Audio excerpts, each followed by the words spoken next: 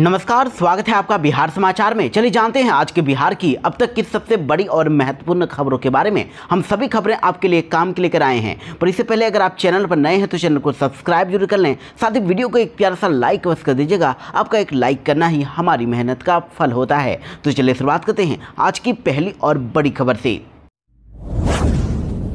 विधानसभा चुनाव से पहले मुख्यमंत्री नीतीश ने दी बड़ी सौगात। अब कलाकारों को मिलेगी पेंशन, सरकार देगी हर महीने 3,000 रुपए। बिहार सरकार ने विधानसभा चुनाव से पहले बिहार के कलाकारों को बड़ी सौगात दे दी है। सरकार ने बिहार के कलाकारों को हर महीने पेंशन देने के प्रस्ताव पर अपनी मंजूरी दे दी है और अब बिहार के कलाकारों को हर महीने 3,000 रुपए पेंशन के रूप में दिया जाएगा और सरकार के इस फैसले से कलाकारों में काफ़ी खुशी भी है। दरअसल बिहार सरकार ने निर्धन कलाकारों को लेकर यह बड़ा फैसला लिया है। मुख्यमंत्री कलाकार पेंशन योजना अब चलाई जाएगी और बिहार राज्य के समृद्ध सांस्कृतिक विरासत को संरक्षित रखने के लिए निरंतर योगदान देने वाले राज्य के वरिष्ठ और आजीविका संकट से जूझ रहे उत्कृष्ट कलाकारों को 3,000 रुपए हर महीने पेंशन मिलेगा। इसके अलावा त्रिस्तरीय पंचायत प्रतिनिधियों को मुख्यमंत्री चिकित्सा सहायता योजना का भी लाभ दिया जाएगा। बिहार सरकार ने लिए 24 बड़े फैसले। बिहार में अब 1 लाख छात्रों के खाते में आएंगे 4 से 6,000 रुपए।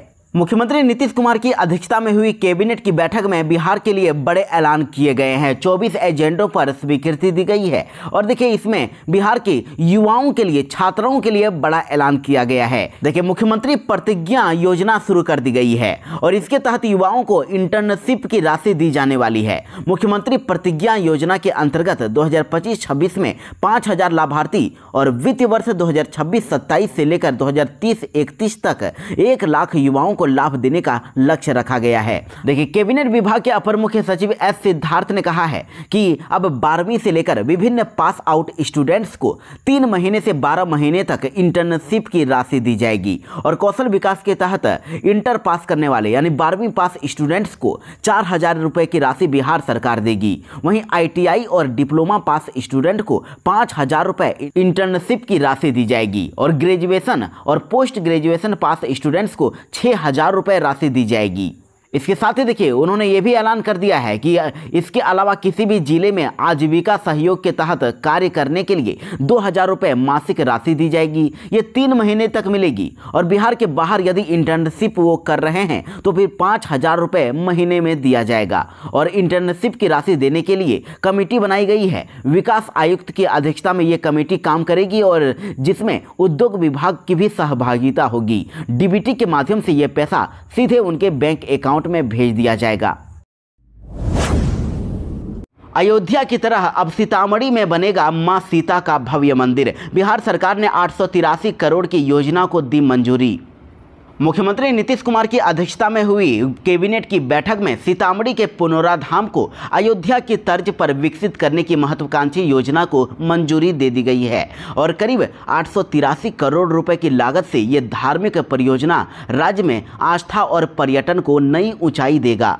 आपको बता दें कि पुनौराधाम को माता सीता की जन्मस्थली माना जाता है और धार्मिक मान्यता और ऐतिहासिक महत्व को देखते हुए यहां भव्य मंदिर, तीर्थयात्री सुविधा केंद्र, यात्री निवास, इंटरप्रिटेशन सेंटर, धार्मिक पथ, parking zone, sewerage drainage system और हरित क्षेत्र विकसित किए जाएंगे। साथ ही क्षेत्र की समुचित रखरखाव और संचालन के लिए एक विशेष प्रबंधन समिति का गठन भी किया जाएगा। तेजस्वी के राघोपुर को बिहार का पहला IT सिटी बनाएंगे नीतीश कुमार। हमेशा के लिए बदल जाएगी दियारा की तस्वीर।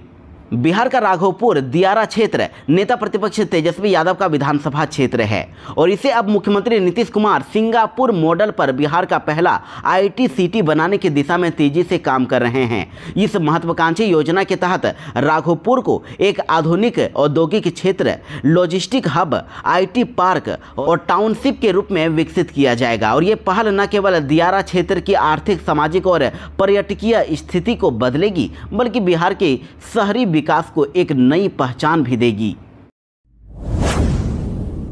गरीब कैदियों की जमानत कराएगी सरकार, पैसे भी मिलेंगे। सरकार ने DM SP को दिए निर्देश। बिहार सरकार अब गरीब कैदियों की जमानत के लिए आर्थिक मदद करने वाली है। गृह मंत्रालय के आदेश के बाद अब राज्य सरकार ने डीएम एसपी को निर्देश जारी कर दिए हैं और जमानत मंजूर होने के 7 दिन बाद भी रिहाई न होने पर जेल प्रशासन जिला विधिक सेवा प्राधिकार को सूचित करेगा और फिर प्राधिकार जांच करके जिला स्तरीय कमेटी समक्ष मामला रखेगा जो जमानत राशि स्वीकृत करेगी।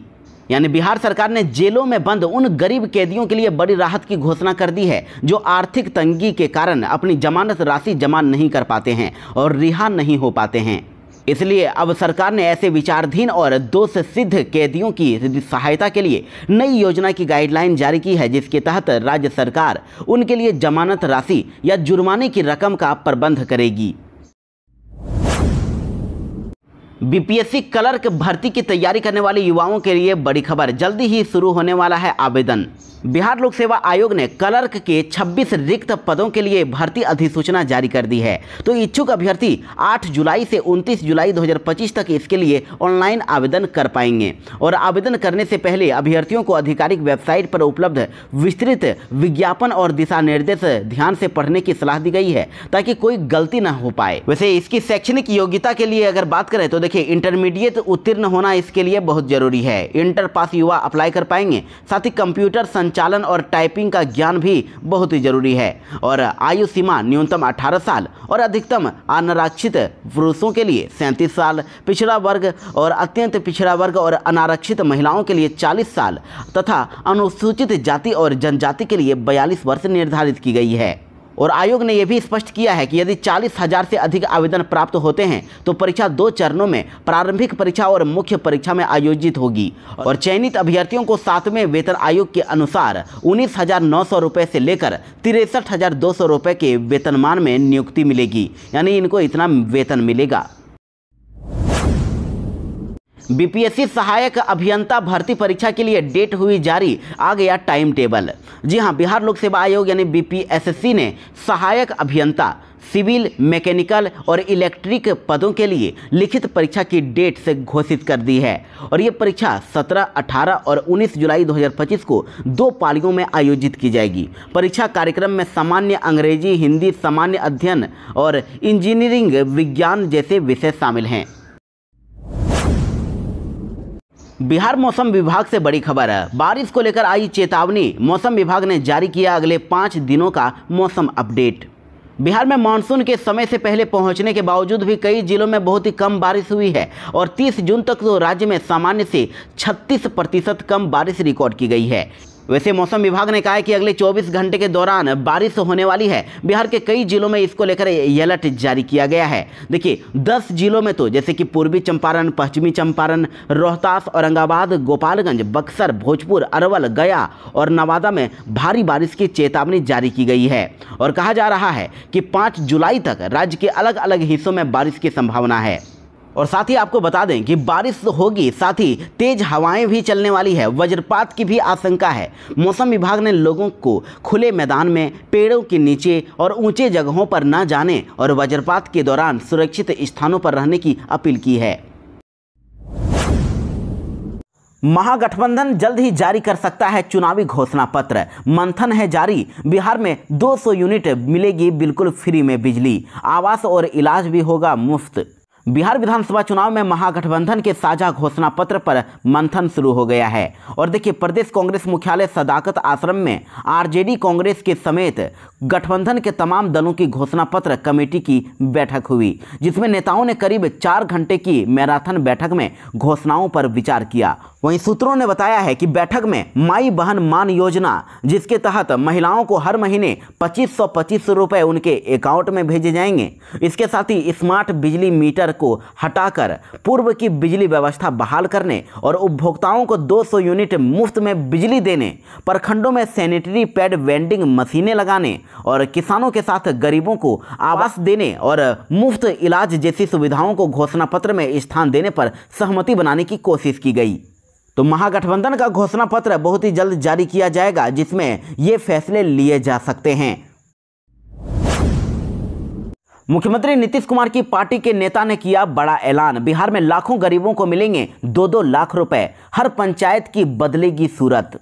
जी हां, जेडीयू पार्टी के विधान पार्षद और पार्टी के प्रदेश उपाध्यक्ष संजय सिंह ने मधुबनी से नीतीश के 20 साल बेमिसाल जनसंवाद यात्रा की शुरुआत की। इस क्रम में उन्होंने कई जगहों पर जनसभाओं को संबोधित किया। उन्होंने कहा कि मुख्यमंत्री नीतीश कुमार की योजनाओं का लाभ समाज के हर वर्ग को मिल रहा है और कहा कि सरकार ने निर्णय लिया है कि 94 लाख गरीबों को 2-2 लाख रुपए की राशि दी जाएगी और वरिष्ठ नागरिकों की पेंशन को बढ़ाकर 1100 रुपए कर दी गई है। और इसके साथ ही सरकार 50 लाख रुपए की लागत से हर पंचायत में विवाह भवन का निर्माण भी कराएगी। जमीन रजिस्ट्री के नए नियम आज से हुए लागू, ये काम होंगे अनिवार्य। बिहार में 1 जुलाई 2025 से अब जमीन रजिस्ट्री की प्रक्रिया में बड़े बदलाव लागू हो गए हैं। सरकार ने फर्जीवाड़े और भूमि माफियाओं पर नकेल कसने के लिए 4 सख्त नियम पेश कर दिए हैं, जो कि रजिस्ट्री को पारदर्शी, सुरक्षित और पूरी तरह डिजिटल बनाएंगे। ये नियम हैं आधार बायोमेट्रिक वेरिफिकेशन, डिजिटल दस्तावेज अपलोड और ऑनलाइन भुगतान, साथ ही डिजिटल रसीद तथा रजिस्ट्री की डिजिटल कॉपी। अब पहला नियम आधार बायोमेट्रिक सत्यापन को अनिवार्य करता है। अब रजिस्ट्री के लिए खरीदार, विक्रेता और गवाहों को फिंगरप्रिंट और रेटिना स्कैन के जरिए अपनी पहचान साबित करनी होगी। इससे फर्जी पहचान या बेनामी संपत्ति के सौदों पर रोक लगेगी। वहीं दूसरा, सभी दस्तावेज जैसे कि बिक्री पत्र, खाता खेसरा और पहचान पत्र को अब बिहार भूमि पोर्टल पर अपलोड करना होगा। ये जाली कागजात के जरिए जमीन हड़पने की कोशिशों को रोकेगा। वहीं तीसरा जो नियम है उसमें रजिस्ट्री शुल्क और स्टांप ड्यूटी का भुगतान केवल डिजिटल माध्यम से ही होगा। इसकी डिजिटल रसीद सिस्टम में सुरक्षित रहेगी। और चौथा नियम है रजिस्ट्री पूरी होने पर तुरंत ही डिजिटल कॉपी मिलेगी, जिसे कभी भी डाउनलोड किया जा सकेगा और इससे कागजी हेरफेर की गुंजाइश खत्म हो जाएगी। यानी अब सारा काम ऑनलाइन होने वाला है। सारा काम अब जमीन से जुड़ा रजिस्ट्री का काम डिजिटल तरीके से होगा। चुनावी साल में बड़ा सियासी संदेश, अब जेडीयू कार्यालय में लगी पहली बार पीएम मोदी की तस्वीर। बिहार विधानसभा चुनाव से पहले बिहार की सियासत में बड़ा संकेत देखने को मिला है। पहली बार जनता दल यूनाइटेड यानी कि मुख्यमंत्री नीतीश कुमार की पार्टी जेडीयू के पटना में स्थित प्रदेश कार्यालय में प्रधानमंत्री नरेंद्र मोदी की तस्वीरें औपचारिक रूप से लगाई गई है। इन पोस्टरों में मुख्यमंत्री नीतीश कुमार और प्रधानमंत्री नरेंद्र मोदी एक साथ नजर आ रहे हैं और ये कदम बिहार की राजनीति में संभावित नई दिशा की ओर इशारा करता है। देखिए, जेडीयू कार्यालय में जो पोस्टर लगाए गए हैं उनमें बिहार के विकास को केंद्र में रखा गया है और पोस्टरों पर कुछ नारे भी लिखे गए हैं। जैसे कि देखिए, इस पोस्टर में लिखे गए हैं महिलाओं को मिला रोजगार, नीतीश और मोदी की सरकार। रोजगार का मतलब नीतीश और मोदी की सरकार। बिहार में लगे उद्योग धंधे, नीतीश मोदी की सरकार। तो इन नारों के जरिए जनता को यह संदेश देने की कोशिश की गई है कि अगर दोनों नेता साथ आते हैं तो बिहार को और मजबूती से आगे बढ़ाया जा सकता है। और यह बदलाव सिर्फ पोस्टर तक सीमित नहीं है, बल्कि यह राजनीतिक संदेश है। आपको बता दें कि भाजपा और जेडीयू ने भले ही पिछले कुछ सालों में रास्ते अलग किए हों, लेकिन 2025 के बिहार विधानसभा चुनाव को देखते हुए एक बार फिर गठबंधन की संभावनाएं खुली हुई दिख रही है। भाजपा और जेडीयू दोनों का फोकस रोजगार, महिला सशक्तिकरण और औद्योगिकरण जैसे मुद्दों पर दिखाया गया है। वहीं तस्वीरों में नीतीश कुमार और नरेंद्र मोदी को एक साथ दिखाना ये जताता है कि डबल इंजन की सरकार की ताकत बिहार के लिए फिर जरूरी है। बिहार को मिली एक और बड़ी सौगात, 6 नई सड़क परियोजनाओं को मिली हरी झंडी। पूर्वांचल एक्सप्रेस वे से होगा पटना का जुड़ाव। केंद्र सरकार ने बिहार की 6 प्रमुख सड़क परियोजनाओं को मंजूरी दे दी है, जिससे राज्य के बुनियादी ढांचे और संपर्क व्यवस्था को बड़ा बढ़ावा मिलेगा। देखिए, इन परियोजनाओं में से सबसे प्रमुख पटना पूर्णिया एक्सप्रेस वे है, जो अब पूर्वांचल एक्सप्रेस वे से सीधे जुड़ा होगा। और इस एक्सप्रेस वे से बनने से अब बिहार से उत्तर प्रदेश और दिल्ली की कनेक्टिविटी और बेहतर हो जाएगी। और इन सभी परियोजनाओं को जल्द ही वित्तीय स्वीकृति मिलने की संभावना है, जिससे बाद अब टेंडर जारी किए जाएंगे और 2025 के अंत तक निर्माण कार्य शुरू होने की संभावना है। वैसे आपको बता दें कि जो स्वीकृत की गई सड़क परियोजनाएं हैं उनमें देखिए पटना पूर्णिया एक्सप्रेसवे दिघवारा तक विस्तार किया जाएगा। इधर मुजफ्फरपुर बरौनी सड़क परियोजना शामिल है, मुजफ्फरपुर सोनबरसा सड़क परियोजना और खगड़िया पूर्णिया सड़क परियोजना, छपरा गोपालगंज सड़क परियोजना, अररिया परसरमा सड़क परियोजना। इन परियोजनाओं को इस बार स्वीकृति मिल गई है और जिसे इस बार जल्द ही पूरा किया जाएगा। 2025 के लास्ट तक इसकी शुरुआत होने वाली है। 71वीं बीपीएससी पीटी परीक्षा के लिए मिले 4,39,000 आवेदन। सितंबर महीने में होगी परीक्षा।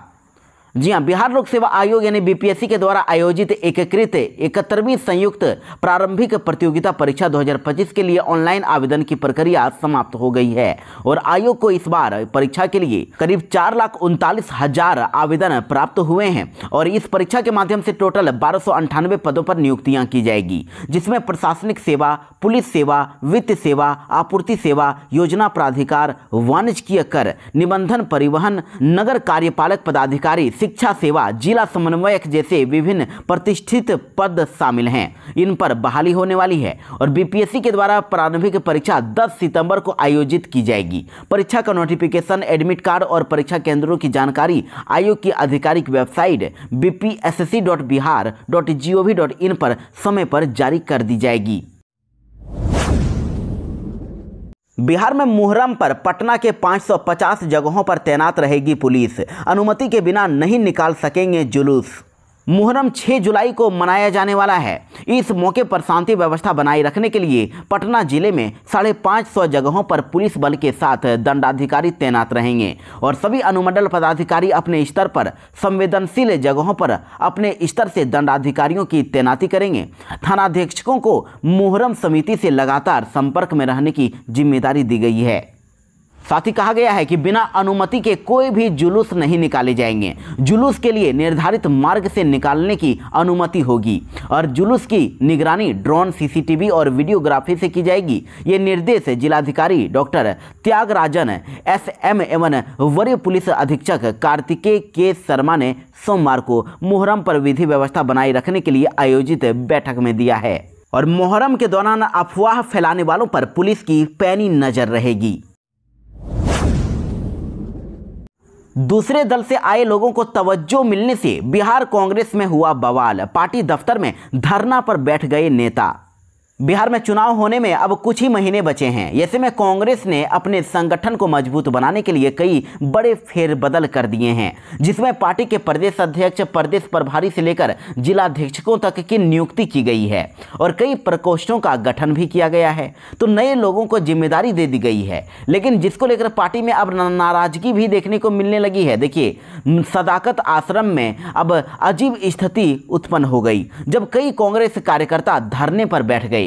पार्टी के अंदर पुराने कार्यकर्ताओं की उपेक्षा से नाराज होकर नारेबाजी की गई और आपको बता दें कि कांग्रेस कार्यकर्ताओं का आरोप है कि अहम पदों पर बाहरी और पार्टी में शामिल नए लोगों को जिम्मेदारी दी जा रही है, जबकि पुराने और समर्पित नेताओं और कार्यकर्ताओं की अनदेखी की जा रही है। पिछड़ा वर्ग प्रकोष्ठ के पूर्व अध्यक्ष कुंदन गुप्ता और किसान प्रकोष्ठ से जुड़े राजकुमार शर्मा ने संगठन में उपेक्षा का आरोप लगाया है। सदाकत आश्रम में महात्मा गांधी की मूर्ति के नीचे बैठे कई पार्टी कार्यकर्ताओं ने दूसरे दल से आए नेताओं को तरजीह देने का आरोप लगाया है और अब इन मामलों को लेकर कांग्रेस के नेताओं और कार्यकर्ताओं में नाराजगी देखी जा रही है। IRCTC ने लॉन्च किया रेल वन सुपर ऐप। अब एक ही ऐप पर मिलेंगी ट्रेन से जुड़ी सारी सेवाएं। अब यात्रियों को railway ticket booking, train ticket या फिर खाने के ऑर्डर के लिए कई ऐप्स डाउनलोड करने की जरूरत नहीं पड़ेगी। जी हां, IRCTC ने 1 जुलाई को आधिकारिक रूप से अपना नया super app rail one launch कर दिया है, जो सभी रेल सेवाओं को एक ही प्लेटफॉर्म पर उपलब्ध कराता है।